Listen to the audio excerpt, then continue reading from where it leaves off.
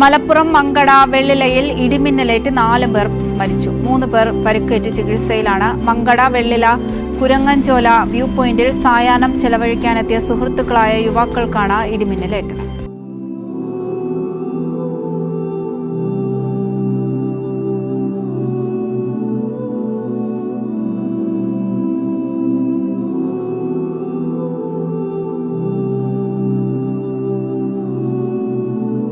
മലപ്പുറം മങ്കടയിലെ വെള്ളില എന്ന് പറയുന്ന പ്രദേശം ഇന്ന് ശ്വാസം അടക്കി പിടിച്ച് കരയുകയാണ്.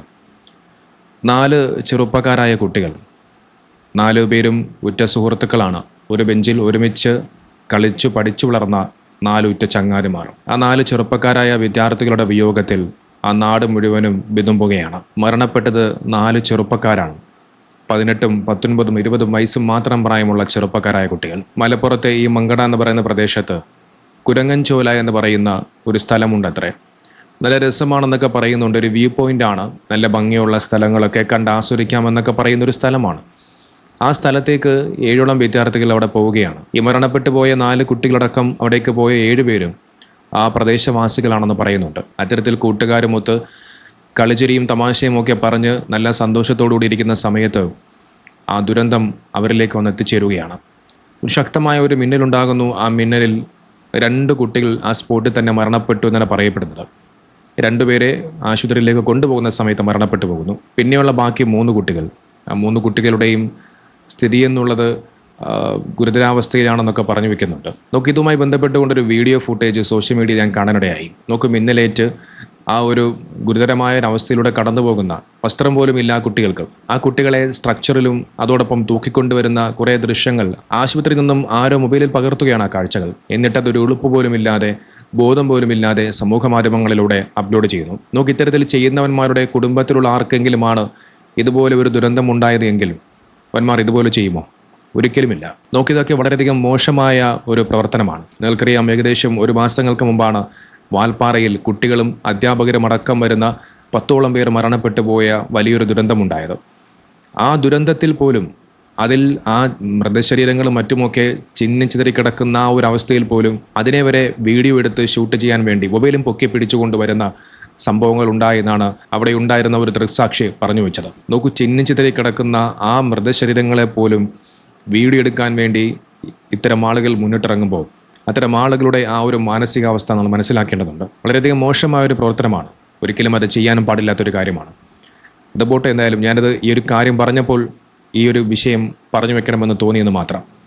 അപ്പോൾ ഇത്തരത്തിൽ ഈ 4 വിദ്യാർത്ഥികൾ അവിടെ വെച്ച് മരണപ്പെട്ടു പോവുകയാണ്. സിയാദ്, ഫഹദ്, റഹീസ്, വഹാസ് എന്നീ 4 പേർ, 4 ചെറുപ്പക്കാരായ കുട്ടികളാണ് അവിടെ മരണപ്പെട്ടു പോകുന്നത്. ഇതിൽ സിയാദ് എന്ന് പറയുന്ന കുട്ടി 10ാം ക്ലാസ് പരീക്ഷയെല്ലാം എഴുതി ബലം കാത്തിരിക്കുന്ന സമയത്താണ് മരണപ്പെട്ടു പോകുന്നത്. മറ്റൊന്ന് റയീസ് എന്ന് പറയുന്ന കുട്ടിയെ സംബന്ധിച്ച് അവൻ മങ്കട സ്കൂളിലെ +2 വിദ്യാർത്ഥിയാണ്. അവിടുത്തെ അധ്യാപകരുടെയും കൂട്ടുകാരുടെയും പ്രിയപ്പെട്ടവനാണെന്നൊക്കെ പറഞ്ഞു വെക്കുന്നുണ്ട്. നമുക്ക് നമ്മളെ വല്ലാതെ വേദനിപ്പിക്കുന്നത് ഈ 4 ചെറുപ്പക്കാരായ കുട്ടികളുടെ മാതാപിതാക്കളുടെ അവസ്ഥയാണ്. നിങ്ങൾ ആലോചിച്ച് നോക്കൂ, ഒരു ചെറുപ്പക്കാരായ ആൺകുട്ടികളാണ്.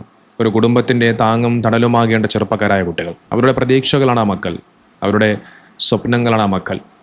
ആ മക്കൾ ഇങ്ങനെ നഷ്ടപ്പെട്ടു പോകുമ്പോൾ അവർക്കുണ്ടാകുന്ന വേദനയുടെ ആഴം, ദുഃഖം അത് ഞാൻ പ്രത്യേകിച്ച് പറയേണ്ടതില്ല. നോക്കൂ, പലപ്പോഴും നമ്മൾ ഇടിമിന്നലൊക്കെ നിസ്സാരമായി കാണാറുണ്ട്.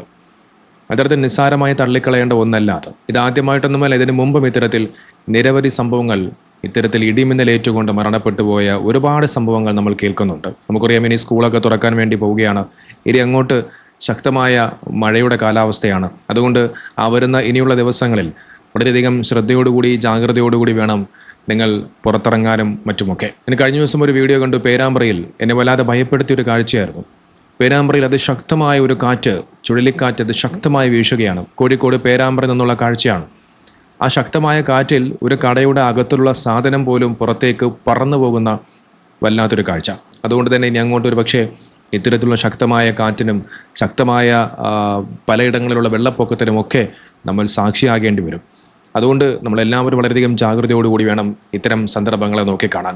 ഇടിമിന്നലൊക്കെ ഏൽക്കുന്ന സമയത്ത് നമ്മളൊക്കെ വളരെയധികം ശ്രദ്ധിക്കേണ്ട ഒരുപാട് കാര്യങ്ങളുണ്ട്.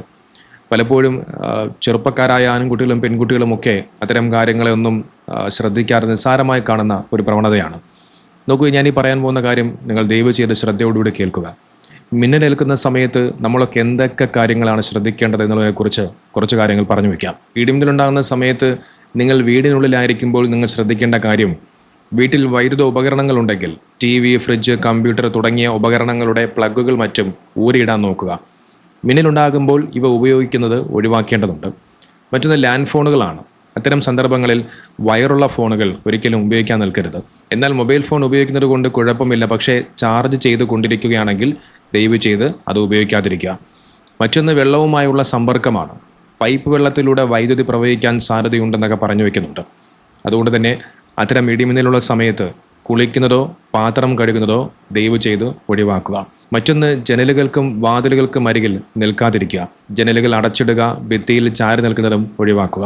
ഇനി നിങ്ങൾ പുറത്തായിരിക്കുമ്പോൾ ശ്രദ്ധിക്കേണ്ട കാര്യങ്ങൾ, ഇടിമിന്നലുള്ള സമയത്ത് ഒരിക്കലും നിങ്ങൾ മരങ്ങൾക്കടിയിൽ അഭയം പ്രാപിക്കരുത്. ഒറ്റപ്പെട്ട മരങ്ങളാണെങ്കിൽ അപകട സാധ്യത വളരെയധികം കൂടുതലാണ്. മറ്റൊന്ന് കുന്നിൻ മുകൾ, വ്യൂ പോയിന്റുകൾ, ടെറസ് തുടങ്ങിയ ഉയർന്ന സ്ഥലങ്ങളിൽ ഒരിക്കലും നിൽക്കരുത്. അവിടെ നിന്നും നിങ്ങൾ ഉടൻ തന്നെ താഴേക്ക് ഇറങ്ങാൻ നോക്കുക. അതോടൊപ്പം വയലും മൈതാനം പോലെയുള്ള തുറസായ സ്ഥലങ്ങൾ, അത്തരം സ്ഥലങ്ങളിൽ ഒരിക്കലും നിൽക്കാൻ പാടില്ല. അവിടെ നിന്നും ഉടൻ തന്നെ സുരക്ഷിതമായ കെട്ടിടത്തിനുള്ളിലേക്ക് പെട്ടെന്ന് മാറേണ്ടതുണ്ട്. ഒന്നിനും സാധിക്കാത്ത അവസ്ഥയാണെങ്കിൽ കാലുകൾ ചേർത്ത് വെച്ച് തല മുട്ടുകൾക്കിടയിൽ ഒളിപ്പിച്ച് കുന്തിച്ചിരിക്കുക. ഒരിക്കലും നിലത്ത് കിടക്കരുത്. അതോടൊപ്പം നിങ്ങൾ ആ സമയത്ത് പുഴയിലോ കടലിലോ കുളത്തിലോ മറ്റോ കുളിക്കുകയാണ് എന്നുണ്ടെങ്കിൽ അവിടെ നിന്നും ഉടൻ തന്നെ നിങ്ങൾ കരയിലേക്ക് കയറേണ്ടതുണ്ട്. അതോടൊപ്പം യാത്രയിലായിരിക്കുന്ന സമയങ്ങളിൽ നിങ്ങൾ കാറിനുള്ളിലോ ബസ്സിനുള്ളിലോ ആണെങ്കിൽ പുറത്തിറങ്ങാതെ ഉള്ളിൽ തന്നെ ഇരിക്കേണ്ടതുണ്ട്. വാഹനത്തിൻ്റെ ലോഹഭാഗങ്ങളിൽ ഒരിക്കലും സ്പർശിക്കാൻ പാടില്ല. അത്തരം വാഹനങ്ങൾ മരങ്ങൾക്കടിയിൽ പാർക്ക് ചെയ്യുകയും ചെയ്യരുത്. ബൈക്കിലോ സൈക്കിളിലോ നിങ്ങൾ യാത്ര ചെയ്യുകയാണ് എന്നുണ്ടെങ്കിൽ ഉടൻ തന്നെ വണ്ടി നിർത്തി സുരക്ഷിതമായ കെട്ടിടത്തിലേക്ക് നിങ്ങൾ മാറേണ്ടതുണ്ട്. അതോടൊപ്പം കുട, കമ്പിവേലി, ഇരുമ്പ് തൂണുകൾ തുടങ്ങിയ ലോഹവസ്തുക്കളുമായുള്ള സമ്പർക്കം ഒഴിവാക്കുക. കൂട്ടമായി നിൽക്കാതെ എല്ലാവരും അകലം പാലിച്ച് നിൽക്കേണ്ടതുണ്ട്. അപ്പോൾ ഇത്തരം കാര്യങ്ങൾ ഇടിമിന്നലുണ്ടാകുന്ന സമയത്ത് നമ്മൾ ശ്രദ്ധിക്കേണ്ട കാര്യങ്ങളാണ്. ഇതിനെ നിസ്സാരമായി ഒരിക്കലും കാണാൻ പാടില്ല. ഓരോ ജീവനും വിലപ്പെട്ടതാണ്. ഓരോ ജീവനും ഓരോ കുടുംബത്തിനെയും പ്രതീക്ഷകളാണ്, സ്വപ്നങ്ങളാണ്. അതുകൊണ്ട് ഇനിയുള്ള ദിവസങ്ങളിൽ വളരെയധികം ശ്രദ്ധയോടുകൂടി വേണം ഓരോ കാര്യങ്ങളെയും നോക്കിക്കാണാൻ.